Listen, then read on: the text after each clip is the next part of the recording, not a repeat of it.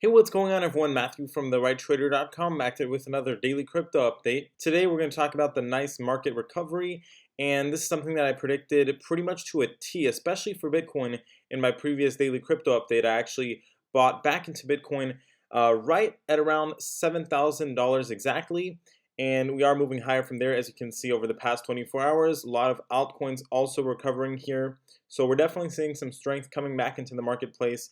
And Bitcoin is looking very nicely set up for a move all the way back up to $7,600 pretty quickly here. So we're going to talk about that. We're going to cover all the technicals in more detail in just a second. Don't forget to follow me on Twitter for live cryptocurrency market updates.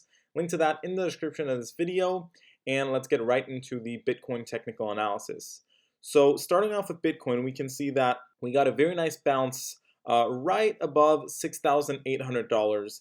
And the reason for that bounce, like I predicted, what made me realize that that was truly going to be a strong bounce area was the fact that we had three layers of support there, right? We had our support level at $6,800, we had our lower Bollinger Band, and we had our uptrend line.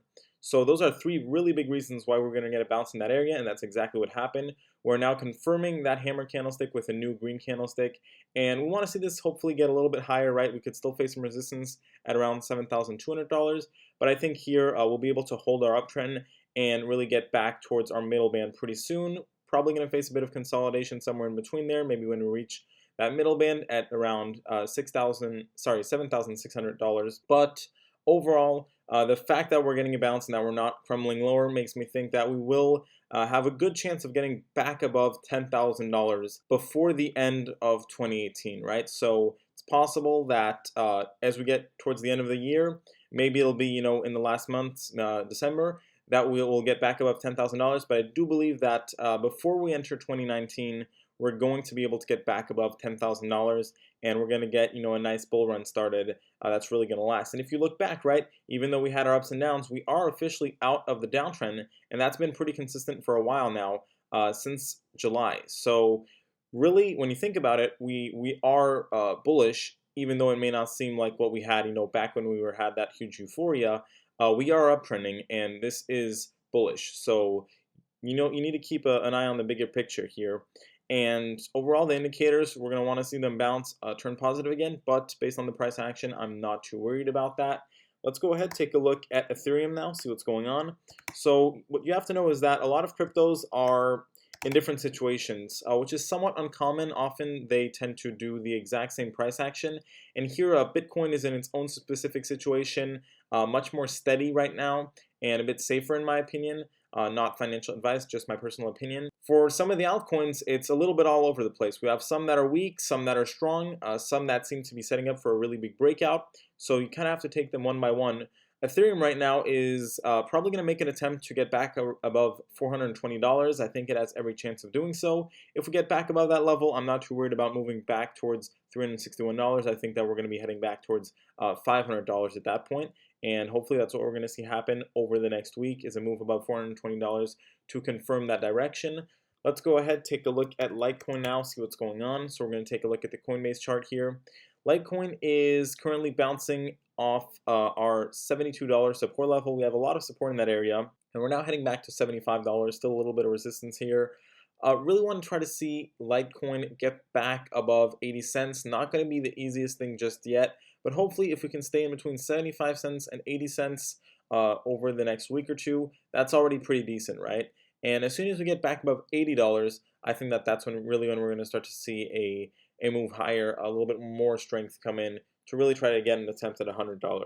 Let's go ahead, take a look at Nano. Nano is one of those altcoins that's not been following the rest of the market, so had a very nasty decline. Now it's actually in the process of recovering. We were able to stabilize at 20,000 Satoshis, and at this point, I think that we're going to start moving back towards the middle band at around 27,000 Satoshis. We are about to get a crossover on all the indicators, and these are going to be very bullish crossovers. So I think that at this point it's pretty much confirmed, and I'm expecting a move up to 27,000 Satoshis. Hopefully once we reach that level, we'll be able to consolidate, and then I'll be onwards towards 35,000 Satoshis again. It's going to take a little bit of time, but hopefully if we can already get to our middle band, that's the first sign that we want to see to kind of, confirm that we're not going to go crumbling lower, right? Because definitely experienced a lot of weakness here recently compared to other altcoins. Let's take a look at Ripple, see what's going on. So we're going to take a look at the Bittrex chart here. That's where I have all my previous lines drawn out. And as you can see, Ripple is still very much consolidating in this range here between 40 cents and 50 cents. Indicators are very flat as well. So no real signs that are bullish or bearish. Basically just very neutral price action. And I'm actually leaning towards thinking that we are going to see it, move higher, of course, since a lot of altcoins are looking decent here, and we're starting to see Bitcoin move higher again. So it may not happen right away, but I do think that, eventually over the next few weeks, we are going to move above 50 cents, and that will spark a stronger bull move. And we're building up pressure here, which is not a bad thing, right? Because if we do get that breakout above 50 cents, it'll make it much stronger. So right now we're just in this position where we're still consolidating and still building up and setting up that pressure to then get a breakout, hopefully. And that range is 40 to 50 cents, right? So very typical of Ripple to get these tight consolidations, as I previously mentioned. Let's take a look at Neo, see what's going on. We're going to look at the Bittrex chart here. Neo got a last-minute bounce off that $26 support level. That was pretty critical because that was our last support level before getting a much bigger drop, and we got a perfect bounce as well. On the indicators, at this point, we're trying to move higher into our Bollinger Band range. I think that we're going to be heading back towards $30, see if we can get back above that. It'll probably be in line with our middle band, so that's probably where we're going to face a bit of resistance, maybe consolidate. But as long as we're above $26, we're still pretty safe here. Let's go ahead, take a look at EOS. EOS is an interesting one. Was one of the altcoins that had a huge moment of glory this year and pulled back from there. Of course, after those euphoric run-ups, very typical to get these big pullbacks. Now it's starting to find some stabilization and strength again. So indicators all turning positive. A lot of buying volume here. We are facing some resistance due to the middle band and our yellow uptrend line. So we could start to pull back here.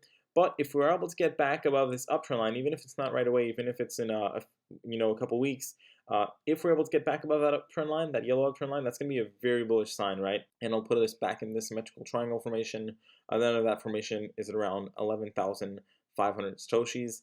So for our critical support level, it's 9,300 satoshis. As long as we're above that, we're still okay.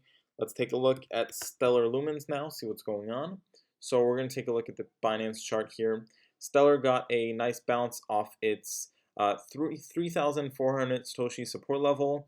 And as you can see, it's pretty well set up in this range here between 3,400 and 4,000 Satoshi. So that's the area that I think we're going to be trading in overall. Right now, we're probably going to make an attempt to our middle band, which is at around 3,700 Satoshis. It's going to be hard to get back in the symmetrical triangle formation, but that's not the end of the world, right? If we're already able to get back above the middle of this range and basically, manage to consolidate in this area, it's just a matter of time before we get back above 4,000 Satoshis, I believe, and at that point, that's when we can expect much more bullish price action. Let's take a look at Lisk. Lisk was not looking good yesterday, unfortunately. And today it's finding a bit of stabilization right around $3.80. The problem is we did drop below $4, which was an important level. So if we're able to get back above $4 quickly, maybe start moving higher in that $4 range, then we may have avoided a bigger drop. However, if we struggle to get back above $4 soon, we could be heading lower down to $3 or even $2. For now, though, we did manage to stabilize, so we do have to keep that in mind, right? And the indicators are trying to come back a bit higher. I want to see the RSI get back above the 30 line for a little bit more strength here. Let's take a look at Cardano, see what's going on. And taking a look at Cardano, we can see that we got a very sharp drop, and we're actually getting a very sharp run up from that now. So it looks like we're setting up for a great V-shaped bounce here, and those can be pretty quick actually. So I think it's just a matter of a few more days before we reach 2,000 Satoshis. At that point, we're probably going to face some consolidation because that's where our middle band is at.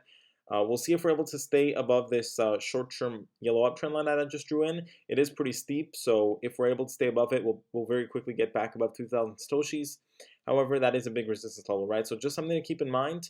Definitely think we can get back above that level soon, but we'll have to wait and see. At this point, though, we did get a reversal, and I don't really necessarily see us going lower down to 1,254 Satoshis anymore, unless we make a new low over here and we start moving below 1,689 Satoshis.